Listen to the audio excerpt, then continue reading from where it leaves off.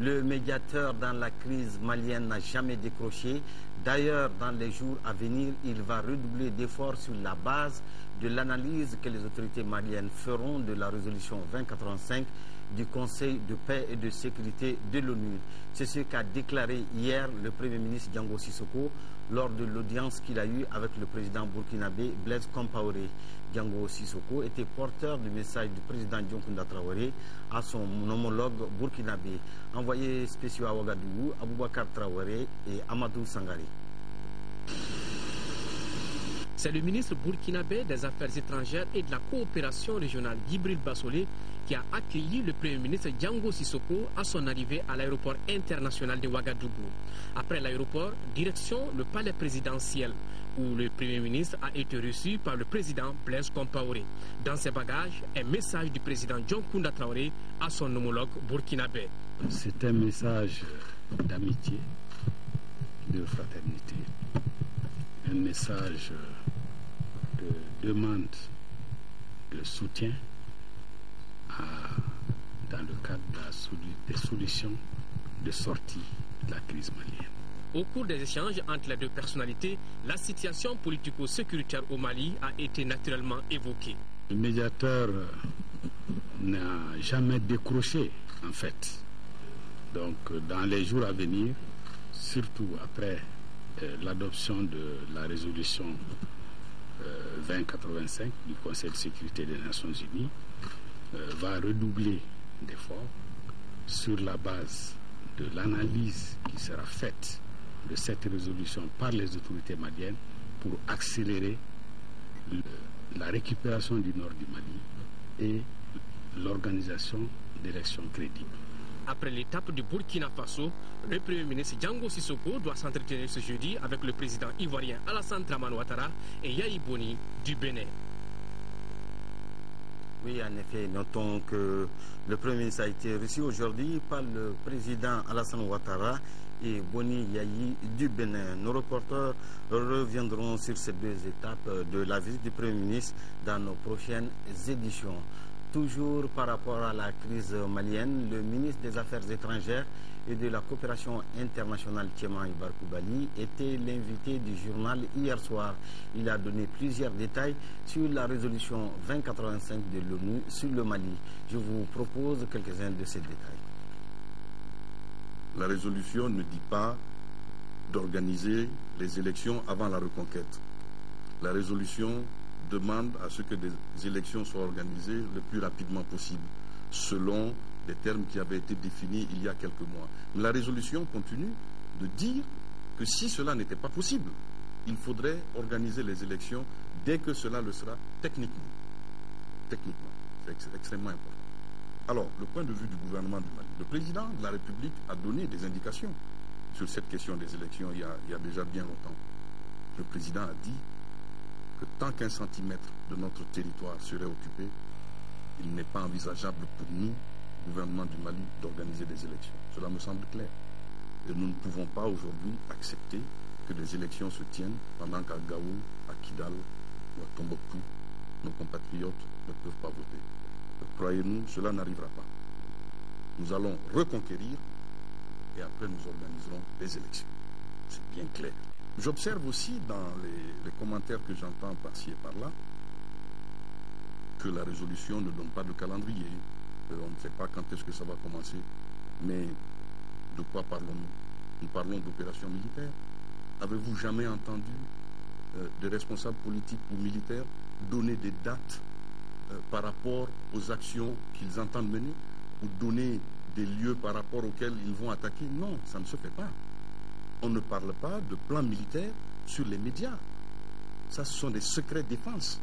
Donc, ne comptez pas sur nous, ne comptez pas sur les Nations Unies pour divulguer le détail des plans qui ont été travaillés, souvenez-vous-en, par les chefs militaires maliens, les chefs militaires de la CEDEAO, un plan d'opération qui a été adopté par l'Union africaine et envoyé aux Nations Unies. Et c'est ça qui nous a conduit à la résolution 2085. La prise en compte des préoccupations des femmes est un document élaboré par les organisations féminines du Mali. Une rencontre à ce sujet a eu lieu au centre Awaketa, rencontre initiée par le groupe pivot Droit et Citoyenneté. Pour plus de détails, écoutons Mme Traoré Nancy Sissoko au micro de Fatmata Koni. Au Mali, il devrait y avoir une concertation de toutes les forces vives de la nation. Cette concertation faisait allusion aux grandes dates de changement au Mali par rapport aussi à l'accompagnement des PTF pour la restauration de la paix et pour l'intégrité territoriale. Mais nulle part, malheureusement, ce document, ce contexte ne fait allusion aux conventions que le Mali a ratifiées par rapport aux droits humains et particulièrement par rapport à la participation des femmes aux prises de décision. Donc, nous avons travaillé dans ce contexte. Nous savions que c'était que 5 organisations seulement de la société civile féminine qui devraient représenter toutes ces organisations, toutes les femmes du Mali. Et donc, nous nous sommes dit qu'il faut quand même contribuer à cette concertation nationale. C'est dans ce contexte, dans cette vision, que nous avons élaboré un document pour la prise en compte effective du genre dans tous les organes de la transition et aussi pendant les grandes thématiques qui devraient être discutées lors de la concertation nationale afin que les préoccupations des femmes puissent être prises en compte. Et c'était là donc Mme Traoré Nancy Sissoko au micro de Fatmata Koni. Promouvoir les droits des enfants par l'implication des parents et des décideurs, tel est l'objectif de l'association pour une enfance digne APED en partenariat avec Save the Children. L'association a organisé une séance de plaidoyer à travers jeux et concours et projections de films sur les violences faites aux enfants. C'était mardi dernier dans la salle de spectacle Lamissa Bengali en présence de nombreux parents et responsables des structures chargées de la protection des droits de l'enfant de Sikasso. Au reportage d'Aouda Diakité. Par l'organisation de cette activité, l'Association pour une enfance digne APED entend s'impliquer à fond dans la promotion des droits des enfants à travers l'information et la sensibilisation des parents et décideurs sur les violations dont sont victimes les enfants. Nous sommes dans un contexte qui est vraiment difficile pour tout le monde, mais c'est le lieu de rappeler les gens qu'on a déjà posé des jalons par rapport à la protection et la promotion de l'enfant et que nous devons continuer. La projection du film Toile d'araignée de Ibrahim Touré et les jeux concours sur les thématiques du mariage forcé, du non-respect des droits de l'enfant en milieu carcéral et autres abus ont permis au public de mieux cerner la pertinence de la question de la protection des droits fondamentaux des enfants. Nous avons mission et même mandat de faire prévaloir les droits des enfants partout où besoin s'impose. Voilà pourquoi on n'a pas beaucoup hésité pour soutenir cette association. La cérémonie a pris fin par une remise du cadeau aux gagnants du jeu concours. L'association des Amis d'Angers a offert des kits scolaires à 60 enfants déplacés du Nord. La valeur des kits est estimée à 500 000 francs CFA. La cérémonie s'est déroulée à la maison du partenariat. Cette association est créée depuis 1994 avec à sa tête Bamori Koni. Elle a pour objectif de resserrer nos liens de solidarité. Le geste, selon les représentantes des maires du district de Bamako et de Gao, doit guider tous les Maliens, surtout en cette période de crise. L'association donc des Amis d'Angers qui a offert des kits scolaires à 60 enfants déplacés du Nord. À présent, je vous invite à suivre l'essentiel de l'actualité dans une partie de l'Afrique avec pour commencer un incendie au Nigeria qui a fait plus de 30 blessés graves dû certainement à un dépôt de feux d'artifice. 30 personnes blessées dans un incendie à Lagos. Le feu a touché au moins 9 immeubles de Jankara, un quartier densément peuplé de la mégapole nigériane. D'après les autorités, l'incendie semble avoir débuté dans un entrepôt de stockage des feux d'artifice. Il a provoqué une forte explosion. Celle-ci a poussé certains habitants pris de panique à sauter par les fenêtres de leurs appartements.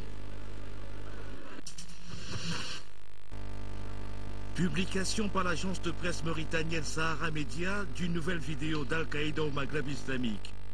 ACMI accuse Paris de bloquer les négociations en vue de la libération des 4 Français qu'il retient en otage depuis un peu plus de 2 ans. La branche maghrébine d'Al-Qaïda ne donne pas de détails sur ses exigences. Abu Zaid, un de ses dirigeants, se contente d'affirmer que les 4 Français enlevés à Arlit au Niger sont jusqu'à présent vivants. Cette vidéo est mise en ligne quelques semaines après celle adressée à Acme par le frère de l'un des 4 otages français. La présidence sud-africaine assure que Nelson Mandela a bon moral. Le héros de la lutte anti-apartheid, hospitalisé depuis 2 semaines et demie à Pretoria, a reçu le jour de Noël son épouse, sa famille et le chef de l'État Jacob Zuma. D'après ces illustres visiteurs, les médecins sont satisfaits des progrès réalisés par Tata Madiba. De nombreux Sud-Africains continuent de souhaiter un prompt rétablissement à leur ancien président, aujourd'hui âgé de 94 ans. Sport, bilan année 2012, entre drames politico-sécuritaires et exploits individuels et collectifs, le sport en Afrique a connu cette année des hauts et des bas, mais néanmoins reste debout. Suivez plutôt le bilan de l'année. Plus jamais ça dans un stade, 74 morts à Port Saïd en Égypte. Bilan des affrontements en février entre supporters du club local d'Al-Masri et ceux d'Al-Ali. J'ai un ami qui appartenait aux Ultras et qui est mort. Ces violences ternissent dès le début de l'année l'image du ballon rond sur le continent. Une image sérieusement écornée ensuite par des rumeurs de magouilles à la tête de la Confédération africaine de football. Après plusieurs réunions et des pratiques douteuses, Issa Hayatou devient le seul candidat à la présidence de la CAF, poste que le Camerounais occupe déjà depuis un quart de siècle. Drame, corruption, mais aussi gestes de désespoir. Plusieurs sportifs africains font défection à Londres avant la fin des Jeux Olympiques. Parmi eux, de nombreux boxeurs camerounais, dont Blaise Yepo Mendoa. Les Jeux Olympiques, c'était juste avoir un grand ticket pour montrer que nous sommes des sportifs de haut niveau. Maintenant, nous voulons passer professionnels. Mais il n'y a pas eu que des événements dramatiques en Afrique. En 2012, l'actualité sportive a aussi été marquée par des exploits. À noter le record du monde du 800 mètres battu par le Kenyan David Lekuta Rudisha en août aux Jeux Olympiques de Londres. Je savais que je pouvais battre le record du monde cette année. Mais réaliser cela ici, c'est spécial. Autre exploit, la participation d'Oscar Pistorius aux Jeux Olympiques de Londres. Le Sud-Africain de 26 ans devient le premier athlète amputé à concourir dans cette compétition réservée aux valides.